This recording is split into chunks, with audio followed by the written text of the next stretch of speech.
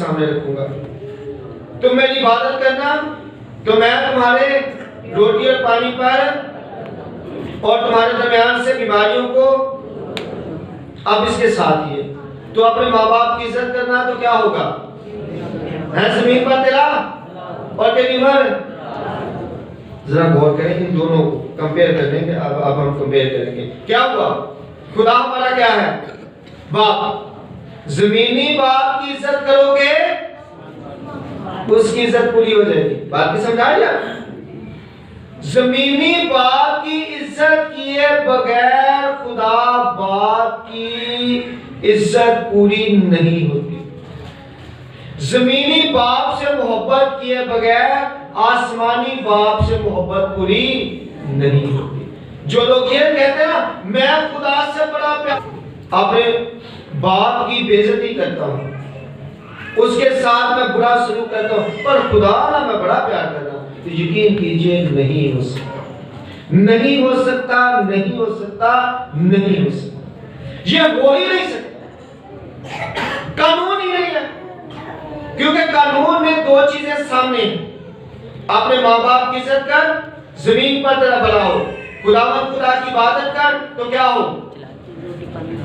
ہے نا, تیرا بھلا ہو.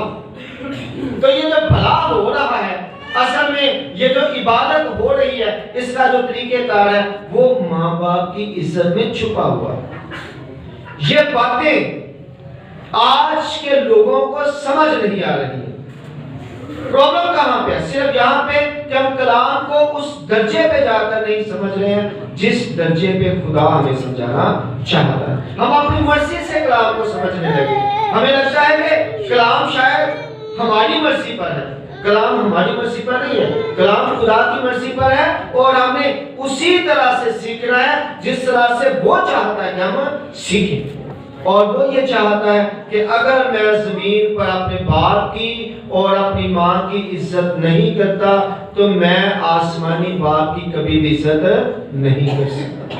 عزت مکمل ہی نہیں ہوگی, پیار مکمل ہی نہیں ہوگا اگر میں نے اپنے باپ کی عزت نہیں کی.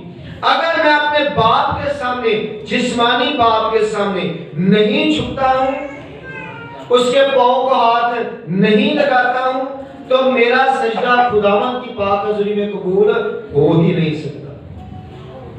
اگر میں اس کے ساتھ وفادار نہیں ہوں تو میری وفاداری خدا کے ساتھ ہو ہی نہیں سکتی.